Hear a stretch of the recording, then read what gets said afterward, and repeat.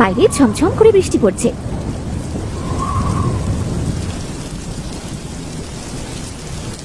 রতনের বউ তাকে এক বাটি মুড়ি দিয়েছে। রতন এক মুঠো মুড়ি মুখে দিয়ে চিৎকার করতে শুরু করলো। হায় হায় রে, আমার কপালের মতো এই মুড়িও জলে ভিজে নেতিয়ে গেছে গো। ছি, এই ভেজা নেতানো মুড়ি কোনো মানুষ খেতে পারে? তখন এক গ্লাস পানি নিয়ে রতনের বউ ঘরে এলো। আহ, কি হয়েছে শুনি? কেন গলা ফাটিয়ে এমন চিৎকার করছো? জানোই তো, জোরে চিৎকার চেঁচামেচি শুনলে আমার বুকে বড্ড ব্যথা হয়। চিৎকার কি আর সাধে করিব?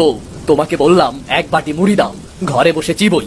বৃষ্টির দিনে আর কি কাজ, কিন্তু তুমি কি না আমাকে ভেজা মুড়ি দিলে? না গো, তোমায় আমি ভেজা মুড়ি দিইনি। আসলে আমাদের ঘরের চালটা আমাদের কপালের মতোই ফুটো, তাই তো জল পড়ে মুড়ি ভিজে গেছে। তুমি বসো, আমি আরেক বাটি মুড়ি এনে দিচ্ছি। থাক থাক, আর মুড়ি লাগবে না। বৃষ্টি ধরলে বের হব।